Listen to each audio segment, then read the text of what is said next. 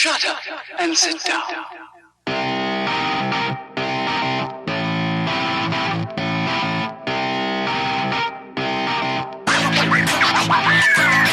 Hey Dylan, you know, some people in this world are happy with what they have, but me, I want what's coming to me. What's coming to you, Jose? The world, Dylan, and everything in it. Does that include this podcast? Of course. I only let you manage it while I'm in New York on business. Ah, damn, that's right. And don't get near my sister, buddy. You have a sister? I have multiple sisters, and you stay away from all three of them. Multiple sisters. Oh my god. Welcome to the People's Review, and on today's episode we will be discussing the 1983 crime drama Scarface. Scarface. The world is yours, baby.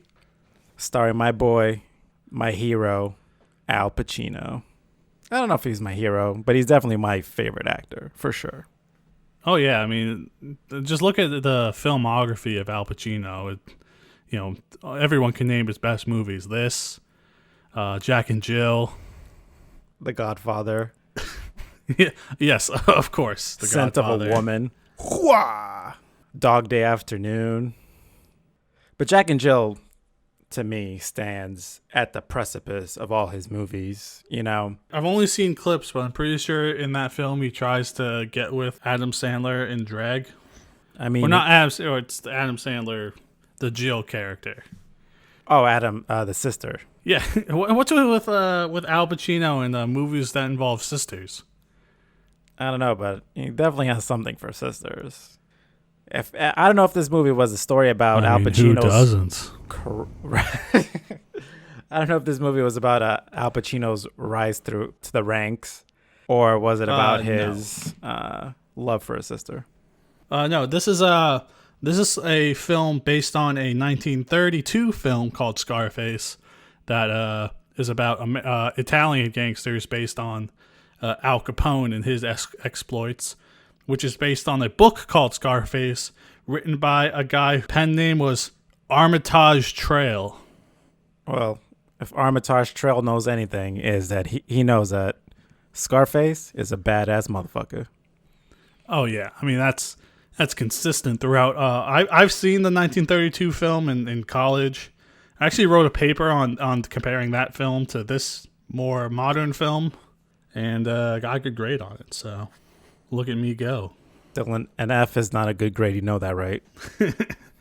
F for fabulous. Duh. Makes sense. What are you talking about? Hey, get the fuck out of here with you. What do you know about grades, man? I know about D's. D's for delightful. That's what I got. A D for D's nuts? Oh, got him. Suck it. So yeah, and obviously this film made in the 1980s. It just sort of makes some changes from the earlier versions where, as opposed to Italian gangsters, this is about Cuban gangsters based on the Mariel boat. Hold on, let me let me get the right name for the Mariel boat lifts, where over 100,000 Cuban refugees and 25,000 Haitian refugees came to the United States via boat. And obviously, there's another name change from Tony Camonte to Tony Montana. The name Tony Montana is based on Joe Montana, who was the writer Oliver Stone's favorite football player. That bum? He ain't no Tom Brady. He ain't win no 7 Super Bowls.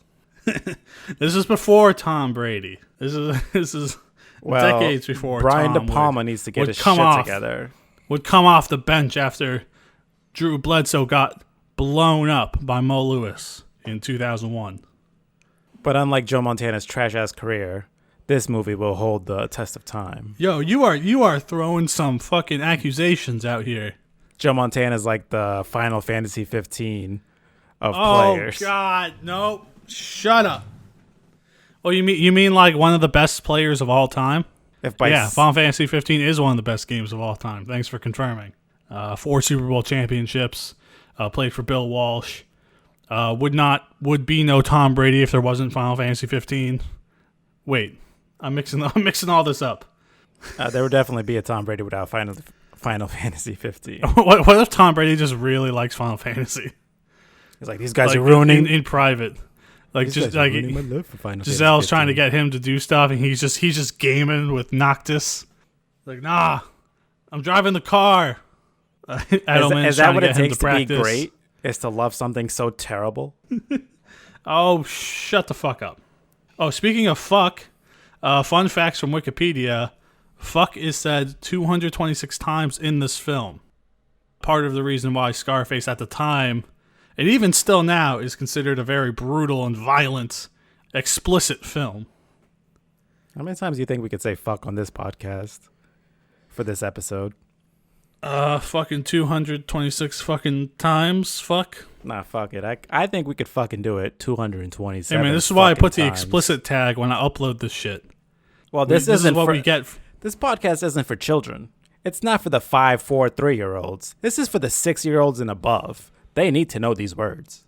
Yeah, man, I learned fuck at an early age, and look at me now. I'm doing a podcast.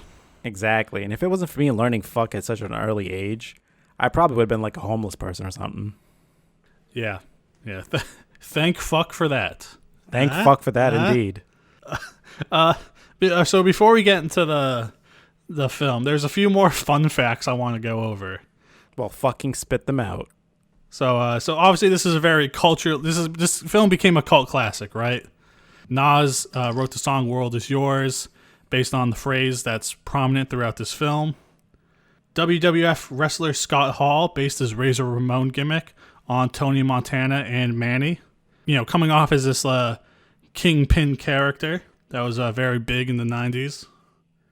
In 2020, Bob Dylan released music, which is the first shocking thing of this fun fact. And one of the songs he references Scarface in one of the songs. So, very current. Bob Dylan, Scarface 2020. We're here. And let's not forget that this movie also led to one of the greatest video games ever. Scarface, The World Is Yours. Yeah, you had that game as in your childhood? Oh, of course. I believe it came out when I was at the bold age of 13. I probably had already seen Scarface 9 times by that time. Yeah, it looks like it came out in 2006, and spoilers for the film that we're about to talk about that's been out for 40 years, but the game takes place in an alternate universe where Tony survives the final confrontation and has to rebuild his criminal empire and get revenge on Sosa. And you have to use your ball meter to make sure that's Sosa. The balls meter. Yeah, dude, I it was earlier this year or last year. I actually got the game and turned it on, and the tutorial for the balls meter. I sent it over. I remember texting it out to some friends, being like, "You know the balls meter?" Like, I mean, his one of the that's greatest two video things he got: games. his word, his balls. Pretty much. And he doesn't break them for nobody. Oh, and so to round out the fun facts, strap in. Saddam Hussein named his money laundering company Montana Management after this film. This movie has such a global impact that even Saddam the worst frickin' Hussein, person in man. the world loved it. That's insane. Like one of the most one of the biggest terrorists of all time. But I think it may be a little weird to name your your legitimate front to criminal activity after one of the most famous fictional criminals. Nah, no one's gonna make the connection. Trust me. Yeah, no one's watched this movie. This is an indie film. No one's seen Scarface. No one has posters of this or towels that say Scarface or anything like that. There's no merchandise sales. Nobody knows what this film is. Yeah, honestly, it wasn't until last week when you told me about this movie that I'd first heard of it. So I was excited to watch this movie for the first time in my entire life. Yeah. It's from the vault. The The vault Disney of, vault where he's hide all their crappy. I was about movies. to say I want to see Disney Scarface Coming this summer. He's a princess you didn't know about. His name is Tony Montana. Is Gina the next Disney princess? Nah, but Elvira could be. Yeah. Who was played by Michelle Pfeiffer, which I think She does a really great job in this movie, just acting completely disinterested and lethargic and just bored. Like, just does such a great job of nailing that vibe. Well, that's Elvira to a T, right? You know, she's just in there, hang out, go to the Babylon, you know, cool stuff. Yeah, like by the time we meet her, already fed up with this lifestyle, but just too bored and too lazy to get out of it. You know, she has money, she can go to the club, she doesn't have to work, but she's definitely missing something from her life. And don't forget the unlimited cocaine. Yeah, the yayo. Chichi, get the yayo. So yeah, this film is basically, in short, this film was about Tony Montana coming to America, rising to power, getting into the cocaine business, and classic crime does not pay plotline. And that's a wrap, everyone. Thanks for listening. Yeah. And next episode, we're going to be watching... Can't believe I watched a 3-hour movie for a 15-minute podcast. Totally worth it. Yeah. One of Jose's favorite films. We're done talking. It's over. Pretty much. Let's wrap it up. What do you want to talk about next? Oh, man. I think because it's such a long film, let's go over some of the more like pivotal scenes. I think starting with the introduction scene where Tony Montana is talking to the immigration officers, trying to make himself seem like just a regular Cuban refugee. Yeah, I learned English from watching Humphrey Bogart. And how did I get this beautiful scar on my face, Dylan? Well, one of the officers like, how'd you get that? Eating pussy? You think I got this from eating pussy, Dylan? This makes no sense. How would you get that? Yeah, how'd you get this from that? These immigration officers are aggressive in a very maybe realistic way, where they're just grilling him because they see that he has a tattoo that indicates he's part of a gang or has been part of criminal activity. So he gets sent to a place called Freedom Town, which is a bunch of tents underneath a highway intersection. And I mean, you could just tell how secure it is by the fence, the very thin fence surrounding the whole place. No one's gonna sneak out underneath that fence. It's just impossible. I'm just saying. Oh yeah, no one can escape. And I think it's classic America to name such a horrible, like, basically not internment camp, but just like, here's some tents where you guys can live. You can't legally be in the U.S., but here you go. To name something like that, Freedom Town, just to rub it in their faces. I mean, it doesn't get more free. Yeah, freedom isn't free, Jose. It isn't. Because Tony has to commit a murder on a former Castro aide. His friend Manny, his friend Angel and Chi-Chi. I don't think not the one from Dragon Ball Z. Was Chi-Chi in there? I don't recall Chi-Chi being in there. It was Angel, Tony, and Manny. I don't remember Chi-Chi. Oh, okay. I think at the beginning, I mixed up Chi-Chi and Angel. Oh, okay. Yeah, they look very similar. Yeah, and like you said, we don't see Chi-Chi till a little bit later on. So I just assumed like this was the Chi-Chi character because there was always that third guy because tragically in another scene, Angel meets his end in one of the maybe my favorite scene in the film. Yeah, and then so pretty much this sets up for them to kill Rebenga.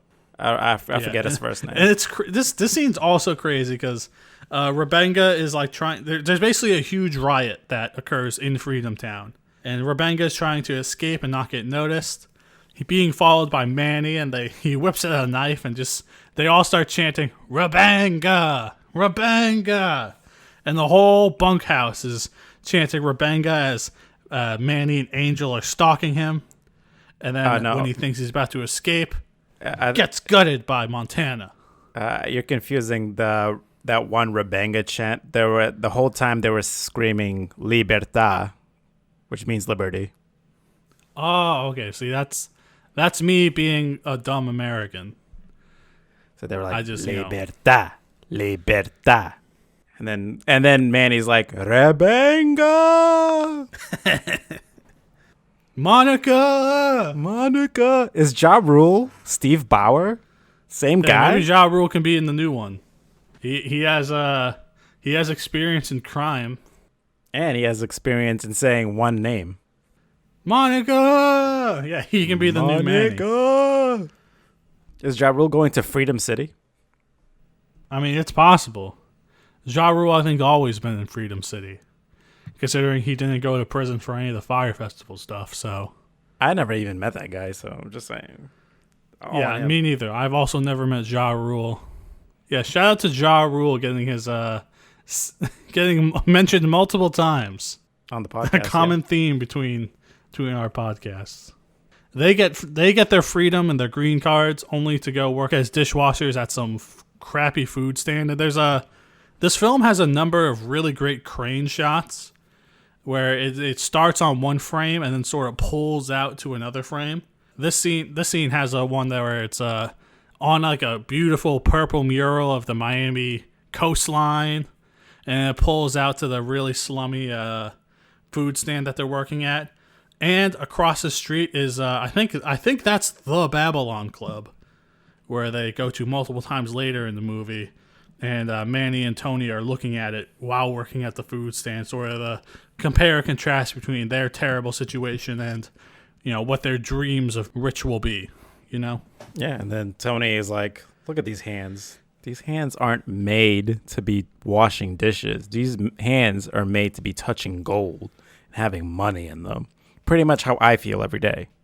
These are not dishwasher hands, Dylan. These are gold handling hands. Well, don't you have a dishwasher? You can just put them in. You can just put the dishes in.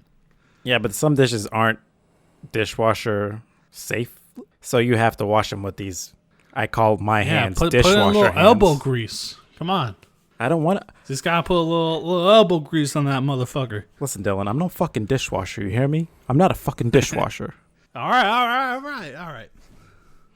I get it. You're not a dishwasher. Which then leads, of course, to the scene where Omar, scumbag, we meet him, and the other guy who's with Omar, we never ever see again in the movie.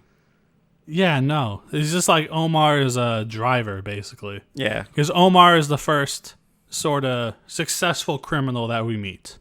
Yeah, we meet him and his driver, and then, they offer Tony and Manny a job, and Tony's like, I'm not gonna unload a truck for $500.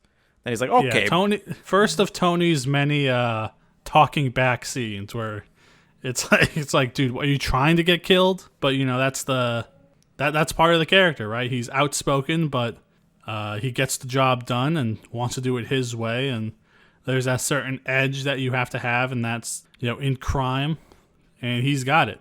Exactly. And if you want to move in crime fast, you can't just be fucking offloading trucks. You have to be in the action, Dylan. Oh yeah.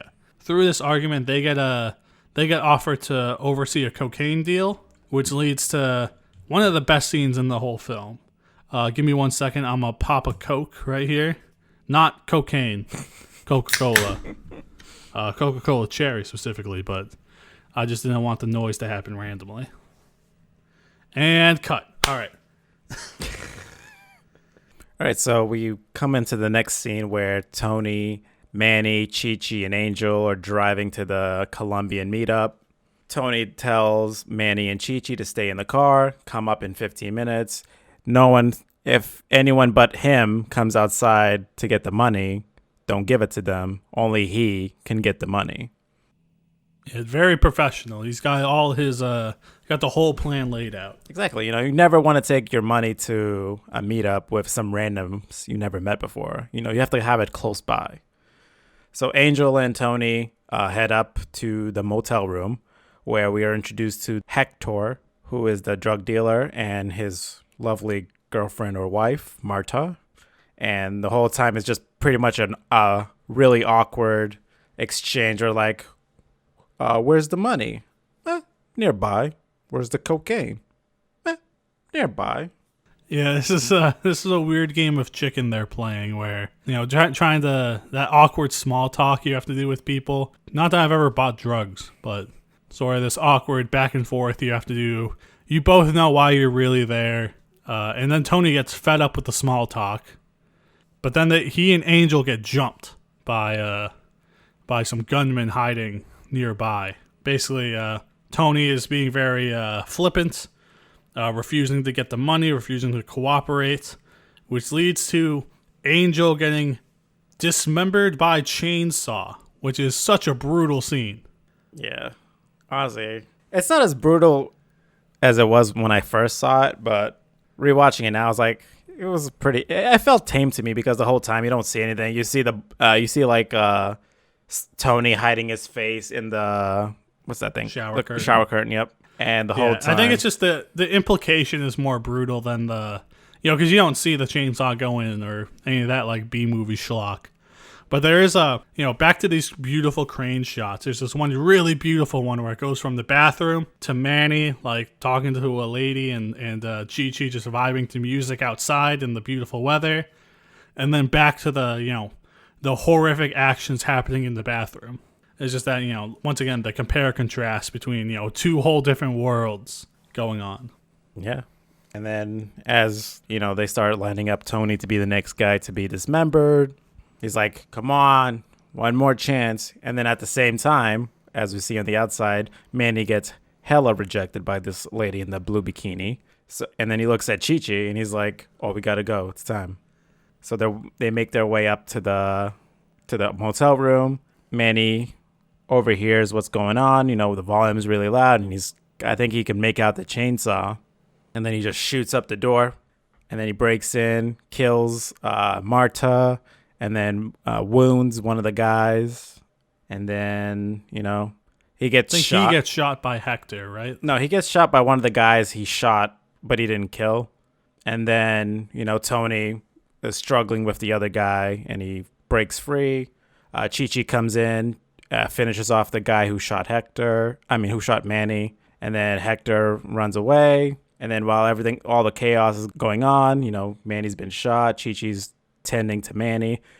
Tony looks at the cocaine, he's like, Chi-Chi, get the yayo. Get the yayo. And that's pretty much the most iconic line, get the Chi-Chi, get the yayo from this scene. Yeah, because they're getting both the money and the drugs. Exactly, and and that's a win-win. And a couple more things that I love from the scene where Hector, the guy with the chainsaw, tries to escape. He chainsaws down a door, runs into a lady's bedroom where she's sleeping. He chainsaws through a window, and then falls out right onto the concrete steps out to the street, where Tony Montana just runs out and shoots him in the middle of the street with like dozens of people watching. I mean, that's the beauty of the 80s, right? Yeah, no cell phones. No cell phones. And no. And even Can you imagine this being on World Star? Hey, hold on. World Star. This guy just got shot right in the head. Hashtag content. Hashtag Miami. Craig.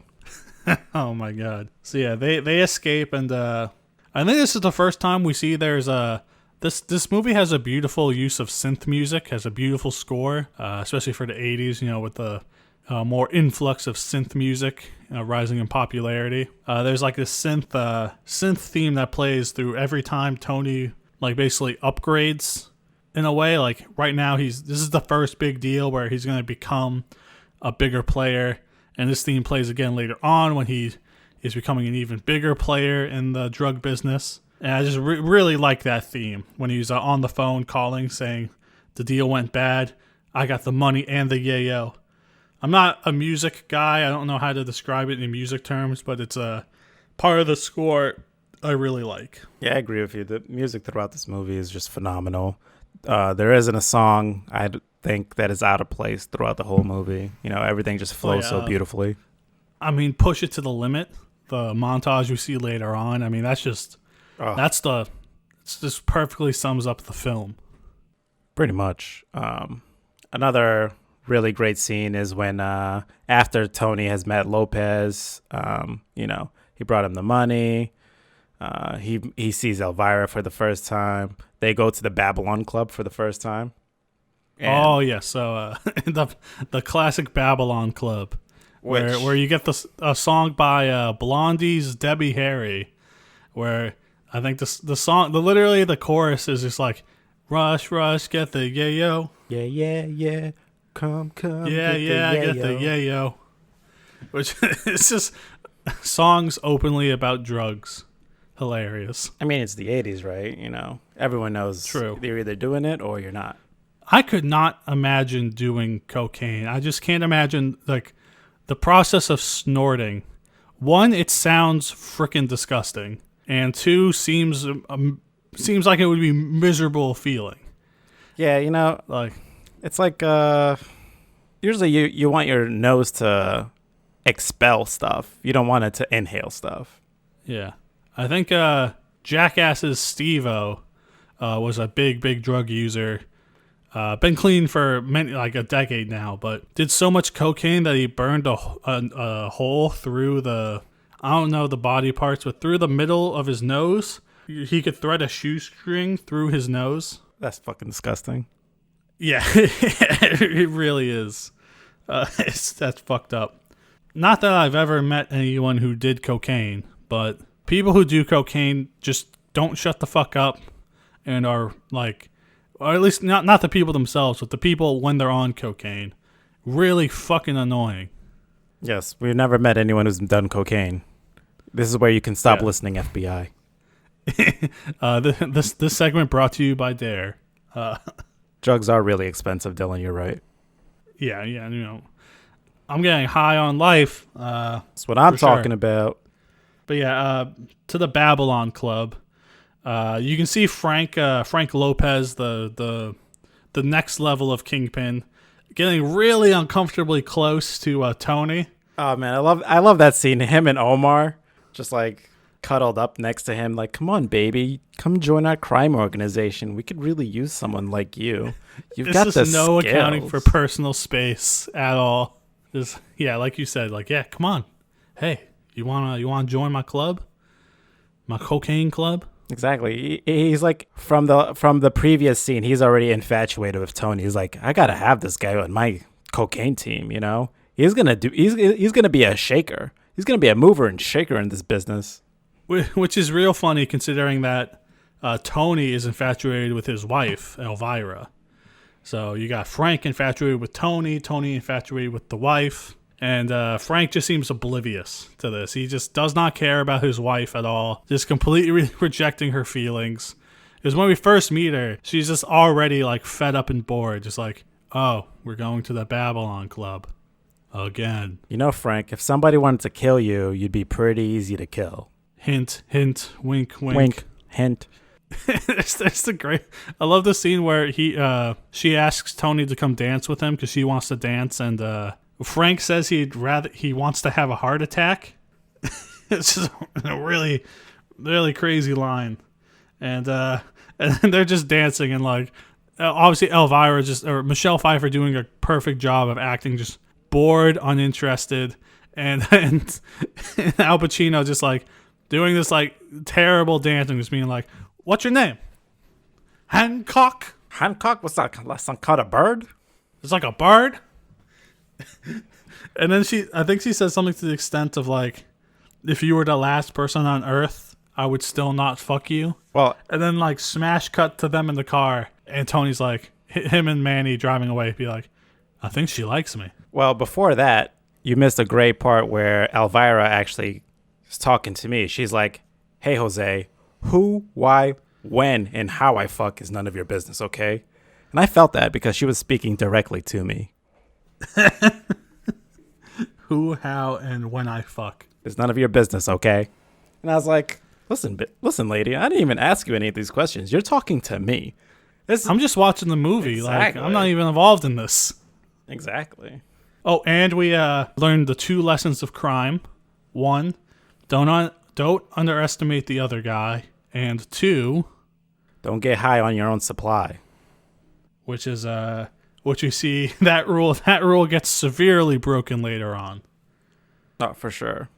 And then when they leave the Babylon, Manny and Tony, they of course come to the most iconic scene where Tony says to Manny, "You know what's coming to me, Manny?" And Manny's like, "What's coming to you, Tony?" "The world, Chico, and everything in it."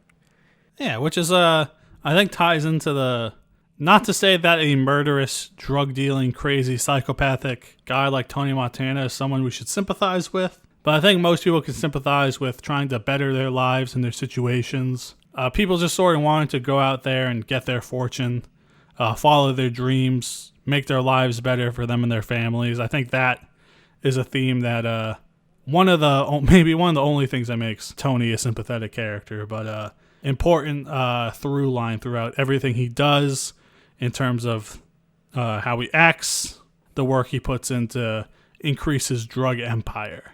And Tony being an immigrant, he just wants to, realize the American dream the whole time, which is, gain that better life. And to him, that better life is to be the ultimate drug kingpin. Oh, yeah. And to have the big mansion, beautiful wife, the tiger, have all the power and the money. And then after that scene, it kind of forwards like 3 months. And we see Tony and Manny at the beach hanging out. I love this scene. And then the whole time, Manny's like, listen, Tony, this is how you get the ladies. And he just like sticks out his tongue and does that little, the little thing. I think he's trying to mimic cunnilingus, I think. Oh, yes, he's definitely trying to mimic cunnilingus because that's what drives the ladies wild, And Tony's just like, what the fuck are you doing? Put your tongue in your mouth. Like, the fuck are you doing? And then I love the man. He's just like, I'm going to go try this right now and you'll see it's going to work. And he goes up and I love Tony just sits down next to a couple kids. He's like, look over here. This man, he's about to sting his tongue out to this girl. And then Manny does the tongue thing. He just gets slapped right in the face because, Jesus Christ. I'm no pickup artist or lady expert, but I can't imagine the world where that would have ever worked. Exactly. And then Tony reminds Manny that in order to get the women, first you got to get the money, then you got to get the power, and then you get the women. And Manny's done 0 of those 3 steps. Yeah, all Manny has is a questionable tongue move. But it does seem later on that Manny is quite the ladies' man. Oh yeah, he's probably the most sympathetic character that we encounter throughout this story. Just sort of being generally the more level-headed, more suave, more calm, cool, collected character. Yeah, pretty much. And better looking, obviously. Oh yeah, you could definitely tell that Manny is the pretty boy while Tony is the hard worker. Yeah, he hasn't gotten with as many ladies as Manny, but another great scene is where Tony goes to reunite with his family, who we assumed to be dead in the beginning, where the immigration officers were asking where his family was, and he's saying, dead, they all dead, cousins, uncles, all dead. And we realized that his mother and his sister are actually alive and had been living in the United States the whole time. And just another great little bit of filmmaking is that obviously you see the mother and Tony are having some tension, and every scene, every shot of Tony and Gina talking, being happy that they're reunited, has the mother just fucking pissed in the background, just biding her time to let Tony have it. She's basically like, how'd this scumbag find me? God damn it. Yeah. So basically, it's the Tony hasn't visited in over 5 years, or hasn't even contacted them in over 5 years. The mother sees through the whole thing. Like, she knows what he's doing, that the money that he's giving them is not clean money, let's say. No, I'm pretty sure that's political contributions. Oh, yeah. He says he's part of an anti-Castro group, and this is donations or something? Contributions? This movie definitely has a anti-communist feel. They wanted you to know back in the 80s, this movie is very much against communism and what it stands for, and it's terrible. Oh yeah, I think especially in the context of the Cuban Castro situation that Tony and the others were trying to escape from, come to America and build this better life. Yeah, because as Tony was saying, how would you like it if everywhere you went, you couldn't do anything and they were watching you and everything you've earned was taken from you? Yeah, I mean, communism to the ultimate extreme, or to the dictatorship extreme. Yep. We have another, at the end of the scene, the mother kicks him out. Gina runs out to say, like, I don't care what you're doing. I want to see you again. I want to see my brother. Gives her the money. And then we have Manny saying, not even like in a hitting on way, just saying like, wow, she's beautiful. And Tony fucking just not taking that at all. Hey, Just shut the fuck up. she's not for you, okay? Which is another recurring thing that we see throughout this film. Tony is very, very overbearingly protective of his little sister. Maybe Tony just wants to, his sister to not be involved with somebody who's in that line of work, Yeah. Yeah, but then he like brings her in, though, in a way. She's kind of like on the outskirts of the situation, right? She's not directly involved, but all the parties she's going to the Babylon Club, all that stuff is like, drug dealer adjacent in this film. Yeah, but that's not Tony bringing her in. That's just her doing what she's doing on her own, So one of the next major scenes is Tony and Omar meeting with Sosa, who is the ultimate drug kingpin that we see in this film. Yeah, Sosa is the guy you definitely don't want to fuck with. Like, oh yeah, 100% not fucking with this guy. No, and you could tell he means business by his compound, and then what he does to Omar, which Omar is a cop informant and gets hung from a helicopter, which is it's just a really like over the top brutal scene. Yeah, and then Sosa confronts Tony, and then Tony gives him the iconic line, "Listen, in this world, all I have is my word and my balls, and I don't break them for nobody." Yeah, so this is Sosa, I think he likes Tony, but he's unsure of the organization at large if they have a police informant there. Tony cuts a deal or sets up a deal for a large amount of money in cocaine. They come back and tell Frank. Frank's pissed because he doesn't have the money and doesn't want to get into this sort of huge deal. He just kind of wants to stay like a mid-level drug dealer. Yeah, Frank doesn't seem but like Tony wants to reach the peak. Yeah, Frank definitely wants to be like high enough where he's making enough money to live a luxurious life, but he doesn't also want the amount of weight that Tony wants to bring in, which would be like, we're talking like 20 years in prison kind of weight. Yeah, I mean, the bigger the prize, the bigger the time, right? Exactly. Something like that. So he tells Tony to stall the deal, and this is where we see that Tony does not give a fuck about anything that Frank is saying. Because Frank's trying to tell him, like, I told you, you gotta stay low. And then Tony's just like, you done talking? I'm leaving. And this is where Tony and Frank's business partnership comes to an abrupt end. Oh, yeah. And Tony, strikes out on his own. One thing I really like after this scene is Tony then the next day goes and visits Elvira, and he starts to talk to her about kids and being together, and he tells her how he feels about her and that they should get married. He's already 10 steps ahead, and he hasn't even dealt with Frank yet. Yeah, he's confessing her love, or his love to her. I think she's kind of into it, but obviously there's the huge issue of Frank, and Al Pacino's like, oh, we're going to take care of Frank. Yeah, I mean, Frank doesn't even have the hair that Al Pacino does. It's like upgrading from like a 2002 Honda Civic into a Bugatti, That's I don't know. That's the kind of upgrade she's going from Frank to Tony. Yeah, maybe. Frank sucks. Yeah, I don't like Frank. Frank is just a loudmouth fake, working with the cops, trying to make everyone happy, trying to be this like middle of the road, everyone happy drug dealer guy. But at the Babylon Club, Frank makes his move by trying to eliminate Tony altogether. Another pretty good scene where you see, just the tension of the hitmen waiting for the perfect moment when the light shines in Tony Montana's eyes so they can catch him as off guard as possible. I just like those little details. Maybe because I've been playing a lot of the Hitman games recently, which involve a lot of just waiting and stalking. So I appreciate that little detail. Dylan the Night Stalker? Yes. I am the one who will come in the night. Or you'll see me late at night playing Hitman. I don't know.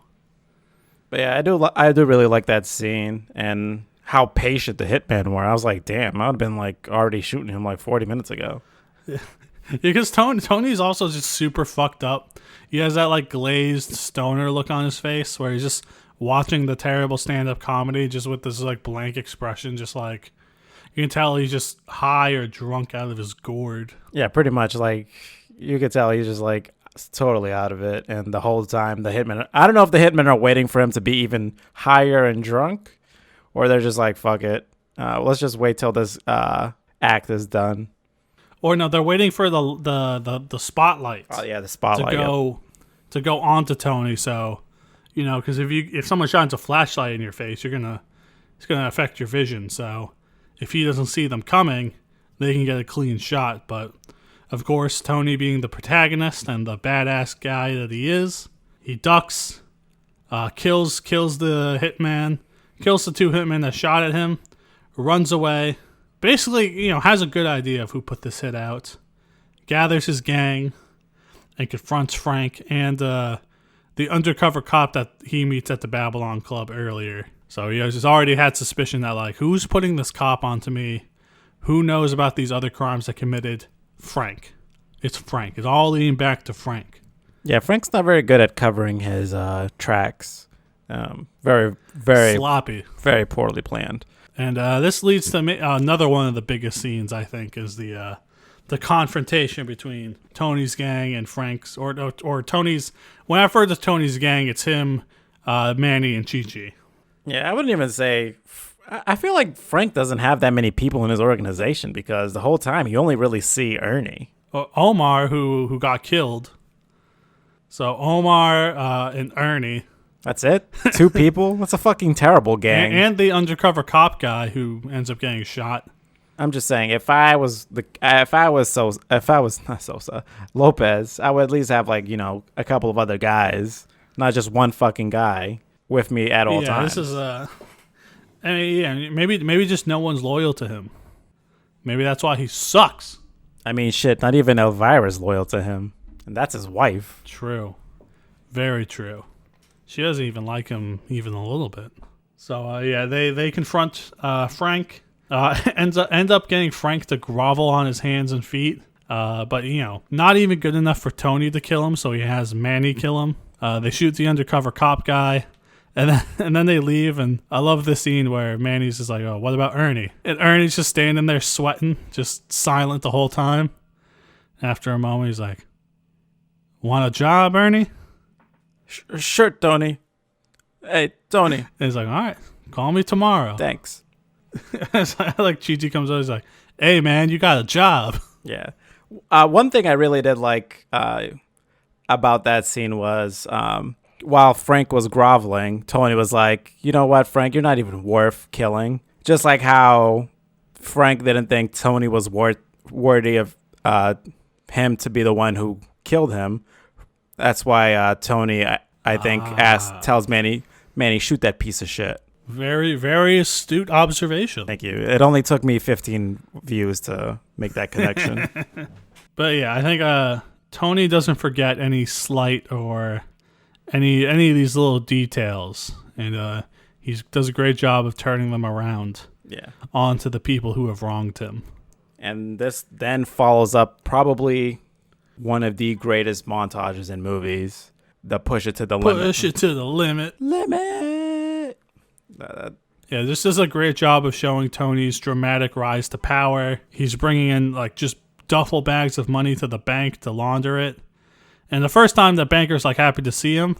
And then the second time where it's like double or triple the money, you just see the banker just looking out the window being like, how the fuck am I going to get away with any of this shit? Yeah, pretty much. And then, as we can see Tony's empire growing, him and Sosa becoming best friends. We see a little bit of the Gina and Manny making eyes at each other. Yeah, Tony's sort of wedding. Planting that seed along. And, which a nice little callback was at the end where they're at the wedding and they walk over to see the tiger that Tony's bought, which is referenced earlier in the scene with Elvira where they're joking about like Tony owning a tiger. Yep. When they're at the car dealership. Like, oh yeah, we own a tiger.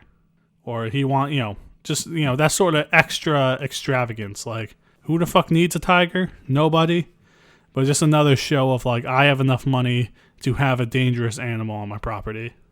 Pretty much. It's like, he's reached a level that not even Lopez himself could get to. And he's, flaunting it. Far surpassed Lopez. Oh, for sure. Not only that, his empire is growing. You see, every time he goes into that bank with more money, he has more guys with him each time bringing in that money. Oh, yeah. And he's opening all sorts of businesses, all of which are just look like. Why do they all have Roman columns? I don't know. Maybe he just really like the Romans. They have great aesthetic style. Architecture. Yeah. We have Montana Management Company, Montana Travel Company, Gina Montana's beauty salon. Oh, yes. Fulfilling her dreams. Yeah, I mean, why not, right? Hey, exactly. That's part of the American dream, right? Being able to support your family members. Exactly. Help those who can't help themselves, right?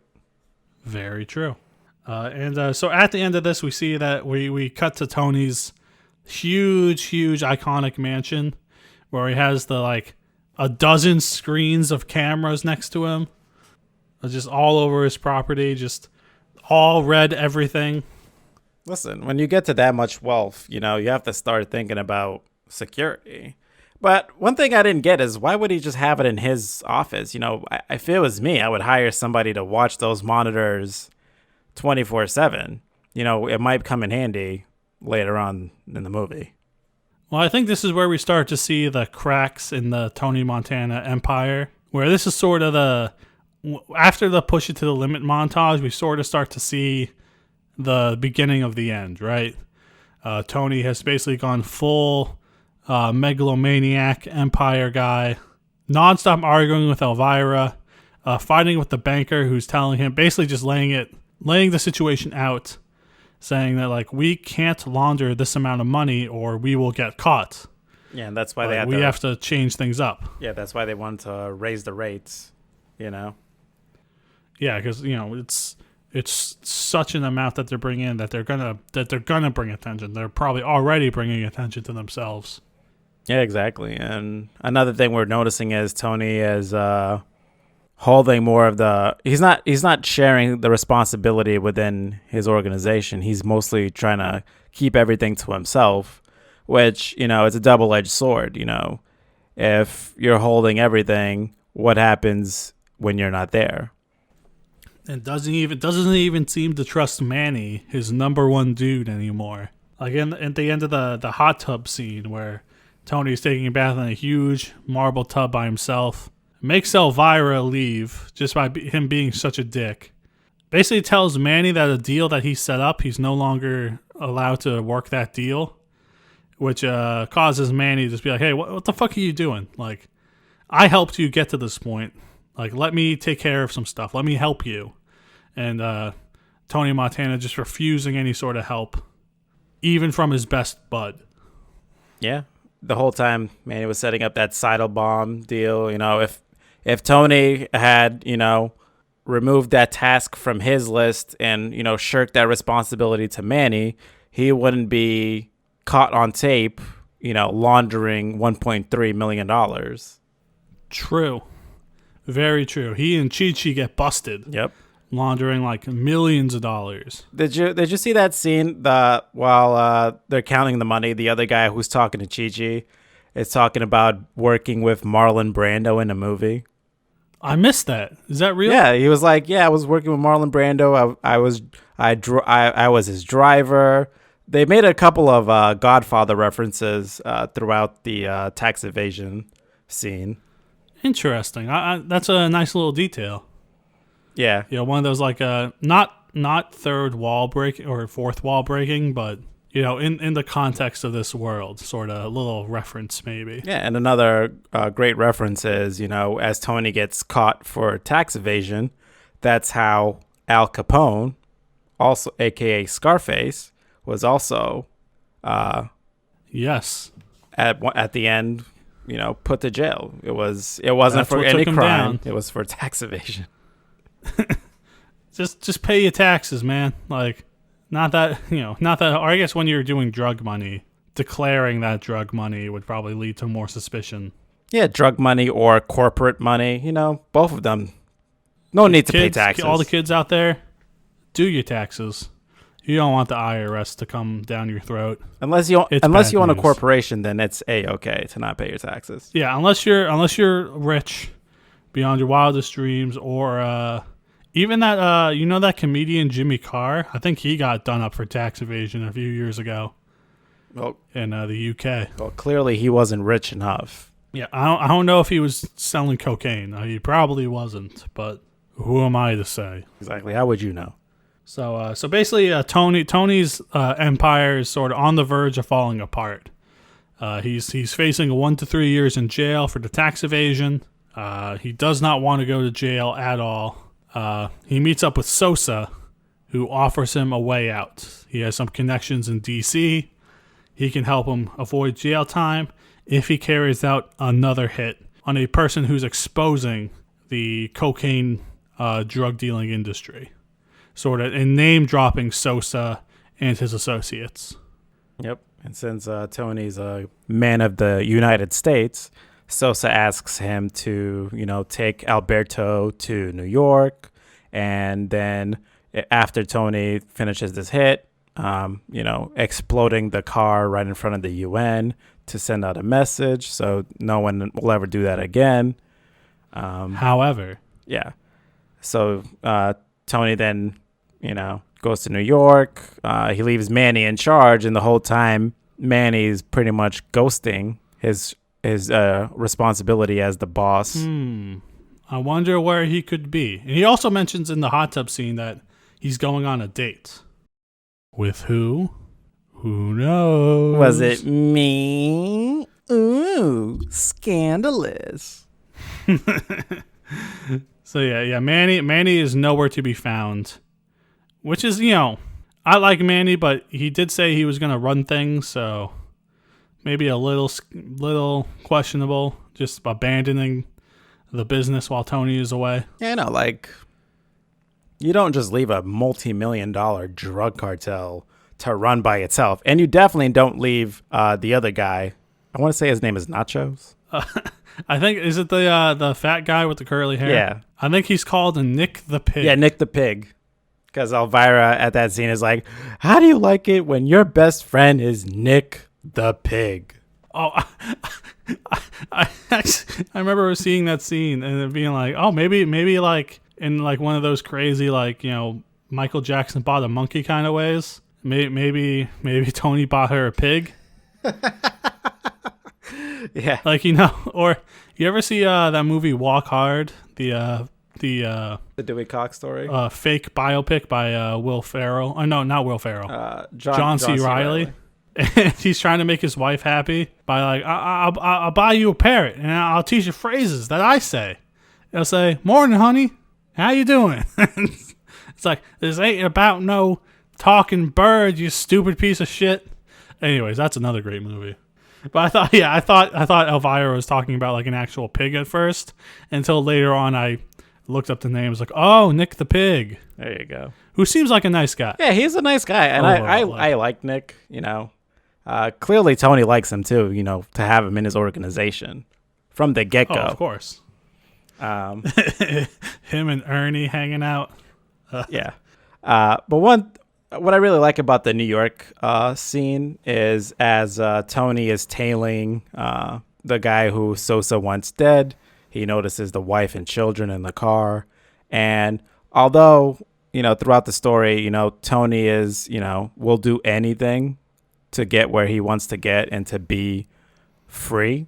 At that scene, just to show that, he has a code and he's not going to break it for his own freedom. He'd rather be in jail than to live with the conscience of killing 2 children and a mother. Yeah. It's one of the few lines that he will refuse to cross. And I think that resonates with people, just sort of, sticking to their morals, or, there's a few things that are just off the tables for everybody, right? Like, I think it's one of the, before Tony Montana being a psychopathic murderer, drug dealer, this is a moment where people can sympathize with him more. Exactly, and that's what you really want, because you don't want him to, you can't have a sociopath who just kills everybody and kills anybody in his way. To make Tony Montana a likable character, he has to have some sort of empathy towards other people. True, or some sort of morals where we know where he stands. Like later on, throughout the film, we know where he stands on his sister, being very protective of her. He beats up a guy at the Babylon who's dancing with her and takes her to the men's bathroom to try to fuck. He just beats the shit out of that guy. So there's a few things that he's not gonna budge on. Yeah, and one thing about including killing kids. And I do love that scene because as Manny is driving Gina home, he's like, he knows how to treat a lady, and Manny's like, by taking her to the bathroom stall. Is this acceptable in 1980? Bathroom stall is like the hot zone of the dates. I mean, I don't know. As someone who used to live in a college house where we threw a lot of parties, I've definitely caught people making out in very weird and gross places.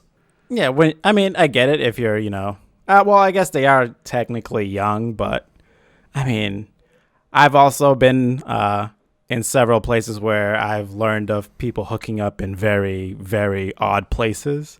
One place was this place where mops and buckets were kept. Oof, yeah, that stank. Yeah, I'm like, who the fuck wants to hook up there? It stinks. And that's where we would drop the mop water, and we would leave all the mops there. So I'd just like to say to 2 people, and I did know one of them, that's disgusting. You fucked up. You're gross. You're nasty, okay? You're fucking nasty. But hey, that's hormones and passion for you, right? Yeah, I mean, they were, 19. Just where is there a spot where we're not in public that people probably won't find us for 20 minutes? That's what happens when you get a bunch of 19 and 18-year-olds together, They just, they get very creative. Yeah, and just do not give a fuck. No. And, so where were we? So Tony doesn't want to kill a kid. The Sosa Associates, that's a tongue twister. Sosa Associates.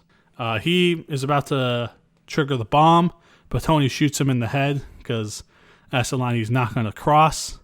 However, he has just basically written his own death sentence because he crossed Sosa. Yeah, pretty much. And as Tony heads back to Florida, he's trying to locate where Manny is, and then he goes to his mother's house, and she spills the beans on where Gina's been going to. Oh, because Gina's also missing. Yep, we then learned that Gina's also missing. And then Manny is missing, and Gina's missing. Which is very odd. And the mother's like, oh, I've been following her, and she's been going to this 400 Citrus Avenue, or whatever the fuck she says. And then as Tony is knocking on the door, Manny opens it, and then he sees Gina putting on the robe. And right there, you just see that Tony has lost it, He's seeing red. He's seeing red. He doesn't care. I know we talked about earlier about hey man, don't make moves on your bros' sisters. However, I think Manny, being the nice guy that he is, and the fact that she also wants it as well, I can see in a normal situation where the other guy's not a crazy drug dealing, cocaine addicted sociopath, having a reaction of like, yo, what the fuck? And then Manny can be like, no, we love each other. We're going to get married. We're going to do this the right way. We were getting ready to ask you for approval, blah, blah, blah, blah, being more calm. But Tony, being a guy with no chill, just kills Manny. And maybe the most tragic scene, in my opinion, because I like Manny. Yeah, and you could tell that he didn't want to kill Manny. It was kind of just like a reaction. Oh, yeah, because maybe has the most, Tony has a very pointed reaction, I would say, because he just, after killing it, he sort of has a look of like, did I really do that? Yeah. And I think later on, I think this is the one murder he regrets, because when he's sitting by himself before the end of the film, I think he's regretting killing Manny. Oh, definitely, because he says his name, and he's like, he keeps saying his name a couple of times, and then he's just, you can't believe what he's done, but, it's something he just can't take back. Yeah, and this is also the act that makes Gina snap, where Tony's in his office just doing piles of cocaine, not even looking at the cameras where Sosa's men are clearly sneaking in and making moves into the compound. Gina comes in with a gun. It's just absolute, like, basically cracked. Like, has gone off the deep end. Is convinced that, if Tony doesn't want me to be with anybody, then obviously he wants to fuck me, his sister, and starts shooting Tony, shoots him in the leg, and then he gets shot by one of the first Sosa men to come in and try to kill Tony. So in one night, he's lost his best friend and his sister. Yeah, and then one thing before that was when Tony gets back to the office, I thought it was pretty funny is, he's like, okay, Tony, you need to get your shit together. You need to start organizing. And he starts organizing stuff. He picks up the phone receiver and then puts the phone receiver right back. Like, that's not fucking organizing anything. You're just putting stuff back where it was. He doesn't even clean the cocaine pile. That's like high people shit. Just so you're like, all right, I'm going to turn my life around. And then just like move one thing. And then go back to doing whatever drug you're doing. Like, all right, I got to clean this up. Puts their full on like Taco Bell meal into the trash. Be like, cleaned up. Yeah, pretty much. And then we come to the saddening conclusion of the story, where as Tony shoots the guy who killed his sister, and then he just keeps firing at him while he's dead in the pool. The guys in the compound figure out that someone's in there, and they're out there to kill them. We see the action-packed scenes where Tony's guys are all dying, and then Tony's preparing himself for a fight. Oh, yeah, and he lets his buddy Chi-Chi get killed. He does not open the door for Chi-Chi and just lets him get shot. Sorry, Tony. That was a bad move. Yeah, well, I feel like also, the whole time, when Chi-Chi was trying to knock on the door saying, Tony, open up, boss. Tony was basically just holding Gina the whole time. He was still in shock from that. It wasn't until, after that Tony started preparing himself mentally. He's like, oh, do you want to go to war? Huh? Do you want to go to war? I'll take you to war, you fucking cockroach. He grabs his machine gun grenade launcher combo, which is really fucking cool, and says the classic line, say hello to my little friend. Oh! Explodes. Says a classic line, and just the classic, and like a video game rampage, just shooting everybody. And this scene is really pivotal as well, obviously for a number of reasons, but it's just Tony. Just nothing can stop him. He gets shot like a dozen times, keeps going, keeps shooting. There's the scene right at the end where he just gets riddled with bullets, but the pure rage and anger is just keeping him going. Yeah, the whole time he's just like, I eat your fucking bullets, man. It was just phenomenal the whole time, And as they stop shooting because they see the guy approaching from behind, and then finally he shoots Tony right in the back. Tony falls over into the pool. And then, as Dylan points out, we see the beautiful crane shot pull back.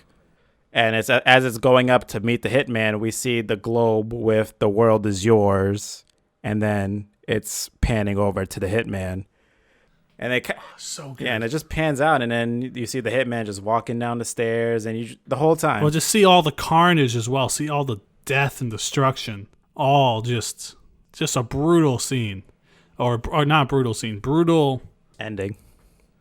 Yeah, it's just so much death and destruction. And the end of Tony Montana's Wild Ride. Yeah, one thing about that ending is there's definitely not going to be a sequel.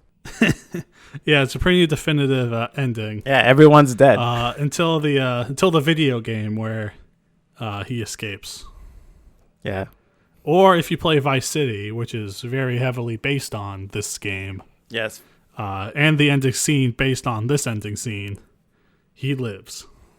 Yeah, I mean... Or Tommy Vercetti lives. Before we got Scarface the game, GTA Vice City was the equivalent of Scarface. It had... Oh, yeah, the whole mansion is very much the Tony Montana mansion. And even the first... one of the first guys you meet in that game, or drug kingpins, is Ricardo Diaz, who... The red shirt, short temper...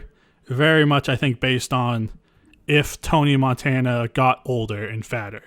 I feel like Diaz is more like Sosa, or maybe a Frank, maybe. Yeah, maybe Frank. Or not as friendly. Frank's like might as well be someone's dad, right? Like, yeah. I definitely don't see Frank as Diaz. If anything, Sosa would be more equivalent to Diaz.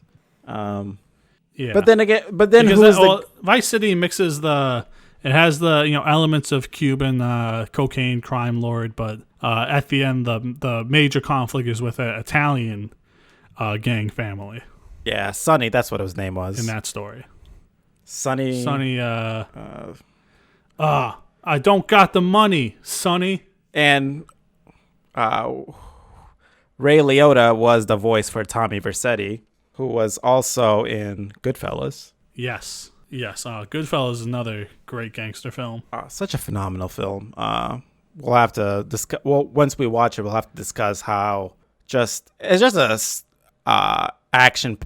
Honestly, Goodfellas, Scarface, Casino, The Godfather. Those right there, my top 4 crime movies. Like I've watched all of those movies repeatedly multiple times. Yeah, we're amongst. I mean, I know it's hard to. I have trouble ranking like my top 5s and stuff, but where would you put Scarface in that pantheon? That's a tough one, It depends on so if we're talking Godfather Part 2, Casino, Goodfellas. To me, I think Godfather still is the top movie, and I think Scarface is number 2. But Godfather Part 2 is just so good as well because you have Robert De Niro, you have Marlon Brando's rise, and then at the same time, Al Pacino's character is trying to legitimize the Corleone crime family. So it's tough for me. I think all 5 of those movies are interchangeable, and to me, it would be how I would be feeling that day. Yeah, I feel that. I always have trouble when someone's like. It's a common question when you're talking about like your favorites of something. But I always feel like it's hard to rank like top favorites just because there's so many. Like you said, it could depend on the day. It could depend on how recently I saw the last movie, or there's too many factors. It's many variables. Sometimes, and I think it's hard to because also all movie reviews and opinions are just subjective, right? Like it's very hard to do like an objective breakdown besides there are objective elements like was the scene in focus, who are the actors, where does it take place, what are like the bullet points of what happens. But as far as how the parts come together, things can be more or less than the sum of those parts. You could have great performances with a bad story, good story with bad performances, good directing with a bad script. How all that comes together, it's the magic of filmmaking, where it's hard to predict how something's going to come across. Exactly. Like a movie I can think of where everything's bad is just Joe Dirt. Yeah, Joe Dirt is the exact sum of its parts, Yeah, which means it's trash. complete garbage. 10% on Rotten Tomatoes and 50% viewer. That sounds about right for Joe Dirt. Yeah. But I mean, Yeah, exactly. we wrapped up Scarface in I think a reasonable amount of time. An hour and 20 minutes, and It's like we said, it's about a 3-hour film, so it's I did take a little bit of a pause like halfway through, or I think no, maybe not halfway through. After the push it to the limit scene, I took a little break to stretch and stuff. So not me. I'm a trooper. I watched the whole thing straight through. well, look at Mr. Cool Guy over here. Listen, if I could sit through The Godfather and The Godfather Part 2, I can sit through Scarface without taking a break.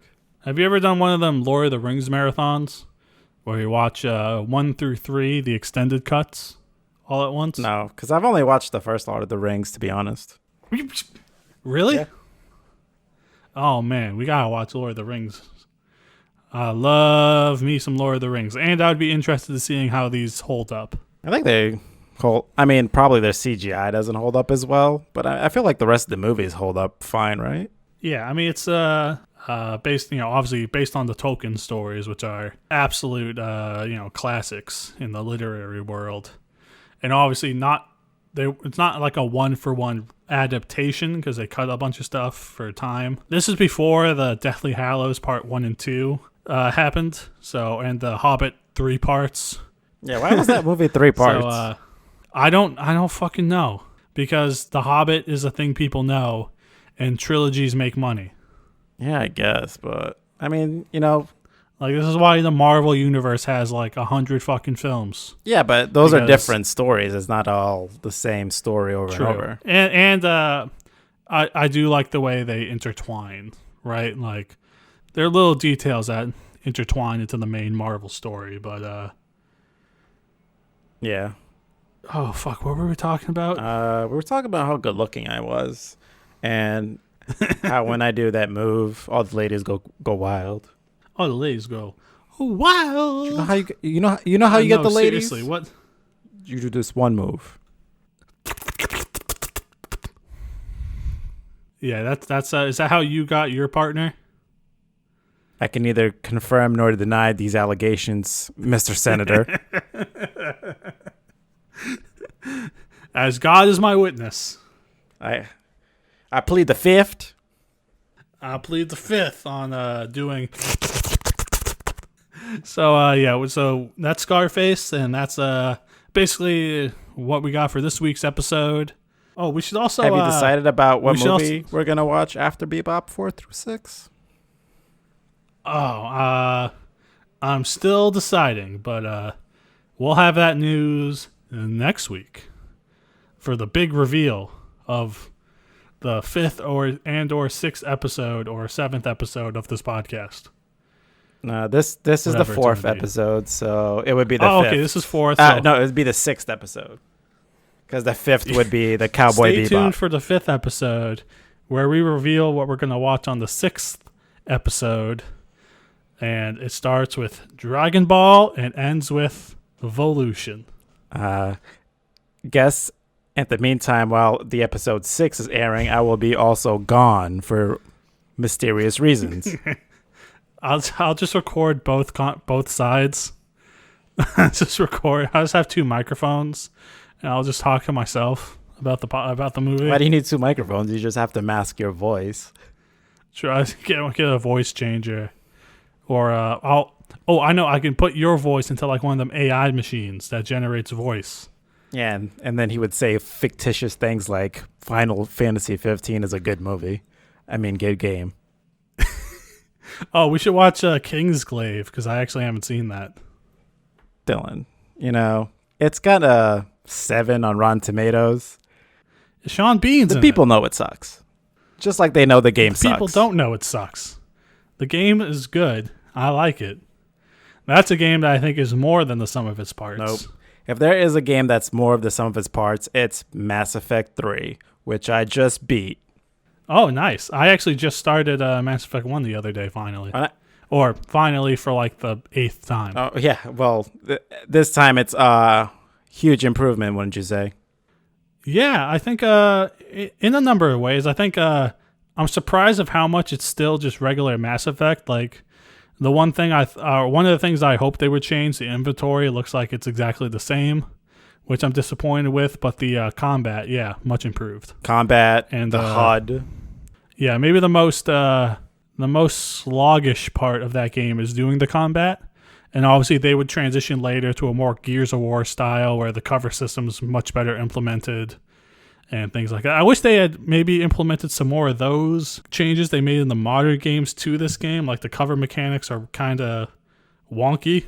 Well, compared to what they do in 2 and 3. Well, the thing is, they're still using the same engine as they did before for the first Mass Effect. The only things they really changed are they improved the movement and they improved the cover a little bit, but it's still basically the same engine, and it's still quite limited.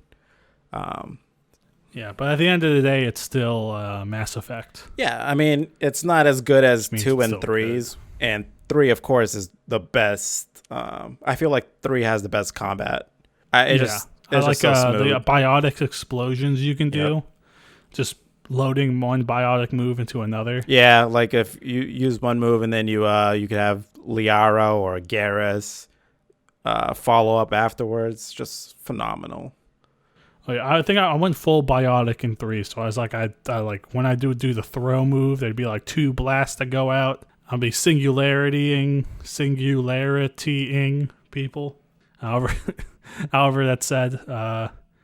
We should also do our Mass Effect party member tier list soon. Yeah, we should, because honestly, after finishing 3, I forgot how much like Cortez the pilot is such a huge part of the story, and like how good of a character he is. Honestly, yeah, I remember liking Cortez. Was he like one of the first homosexual characters in video games? I don't recall there. I don't know. I don't recall if there was one before him. This was 2012. I don't know if. What's the other? I think there's probably a earlier example somewhere. No, yeah, Dragon Age Origins. They had one of the companions. If you wanted to, you could romance him. I remember in Bully, there was like secret romance options with some dudes, and that was 2006, I think. And I feel like those games started coming out at a time where we allow. I don't want to say we allowed, because we didn't do that, but homosexuality became more acceptable and it was more welcoming in gaming environments like that, which was a great thing to see. There's still a number of improvements to be made in the culture. I think there's still that sentiment of like people throwing out slurs in any online chat and things like that, but just the important thing I'm not here to speak for any marginalized groups or anything. I think the best thing you can do is to listen to said marginalized groups if you want to learn about their experiences. But I think the important thing is having someone with that representation in a game and have them just be a normal person. Like Cortez is just a normal guy. He has his tragic backstory. He has his motivations, and he's gay. Like being gay is the defining trait of his, but it's part of his story, and it's not played up for jokes or laughs, or he's not stereotypical in some of those more regressive ways, Exactly. He's just a normal guy. Just a normal guy who's, trying to do the best he can for himself, trying to do the best that he can for himself after losing his loved one. So, just like anyone else, he's lost a loved one, and it's hard for him to move on. Yeah, and I think that's definitely a relatable story for anyone that's experienced that sort of loss. Exactly. And definitely for a big AAA game, probably an important step for that sort of representation and things like that. Just not to get too quote unquote political, but I'll just say that it's just nice. BioWare. I feel like BioWare is one of those companies that always includes every kind of character. they want to make the game inclusive for everybody. So I will say thank you to BioWare to making such an inclusive game where, you have all these different kinds of characters, and they can they're not all, just straight characters. They can be bisexual, they can be homosexual, they can be however you want to play the game is how you can play it. Yeah, and I think even like characters like Kate and later on, while in 1 are purely straight, in 3 can either be you can romance them as both a male and female character. Exactly, and then 2012 feels like a long time ago, but it was great to have these options back then because it just makes the game more inclusive for everybody. Oh, for sure. Yeah, Mass Effect, especially with a game as big of a reach as Mass Effect, big of an impact, right? And I even think, didn't Mass Effect 1 get like a backlash from conservatives because of the sex scenes? Because they were like, oh, sex scenes. Oh, no. This game with ruthless violence has sex scenes in it. Ooh. Or like, yeah, female on female blue lady sex scenes. People were like, oh, no. It's like, shut the fuck up. It's like the 80s never happened. I'm pretty sure the 80s, pretty much every action movie was just a sex romp. Yeah, it's people have just forgotten.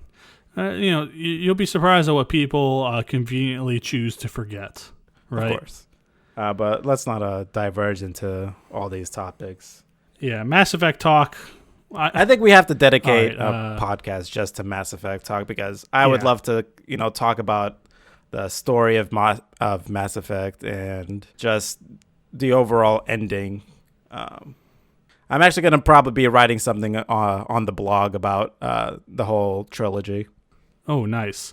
Okay, so pause real quick. Yep. Do you want to do that next week just to get out of the way? Or not to get out of the way, but... I mean... Want to do that next week and then go to Bebop? Or? Yeah, we could. Are you comfortable with talking about it even though you haven't played the game in a while? Yep. I beat the game beat all the games within the last 2 years. Okay, so you'll be... So yeah. And we can do our ranking of party members. Yeah, that sounds good. So we'll do that next week and then the week after we do Bebop. Yes. I think that's that's what we gotta do because all of these podcasts have ended with at least 15 to 30 minutes of Mass Effect talk, and boy, we love Mass Effect. And so next week we'll talk about it. I also want to rank all the party members, excluding Jenkins. So that's Liara, Garrus, Rex, Tally, Caden, Ashley, James, Morden, Legion, other dudes, Thane, Samara, James. You already said James. This guy hates James so much he mentioned him twice. Yeah, well, hey man, if I will say if Jenkins was on I'm not putting Jenkins on the list because you see him for like he's in your party for 2 seconds. No, he's not. He doesn't and then count. Gets killed. He's not even a party member. He's just a fucking guy who's there. He's technically in the party. He's like Liara in the Shadow Broker. Yeah, but even Liara in the Shadow Broker is like, she's badass. Oh, yeah. She doesn't get killed by just the first thing that comes along, the first enemy that you see. He doesn't just run out and get killed. And it's like the weakest enemy too. It's like, man, the first enemy, Jenkins. And of course, obviously now we're going back into Mass Effect talk, but just to tell you guys how shitty Jenkins is. Jenkins is the character you meet at the very beginning of Mass Effect where you're getting all the exposition, and he's doing oh boy, golly gee gosh, Commander Shepard, when are we going to go on a real mission, sir? I'm ready to go do some action. And then he gets killed. It's so funny. Oh my god. Just like jolly gee gosh, I hope my life doesn't end tragically very soon. The funny thing about Jenkins is, in the memorial, you don't even see his trash-ass name. No, his name's in the memorial. I swear I didn't see it. Yeah. I'm pretty sure. I'll have to double check, but I'm pretty sure Jenkins is in the memorial. But next week we'll continue our Mass Effect talk, and yeah, we're just gonna get all the Mass Effect talk done, and we're gonna get it off our chest, and then the week after that we'll watch more Bebop. A week after that, we'll watch something else. And the week after that, we'll probably watch something else. And then we'll watch more Bebop or something, and then something else, and then something else, and then something else. Check out new episodes and clips on our website, peoplesreviewpodcast.com. Follow us on Twitter at @ThePeoplesReview. We're gonna be we're also, like Jose said, we're gonna be posting more blogs. I got a few blogs in development I want to post. Jose's got some stuff he's working on. The People's Review Podcast, or no, peoplesreviewpodcast.com. Twitter at The People's Review with a DA because The People's Review wouldn't fit. And anything else you want to say, Jose? No, I think that's it. I guess all I want to say is say goodnight to the bad guy. Say hello to my little podcast.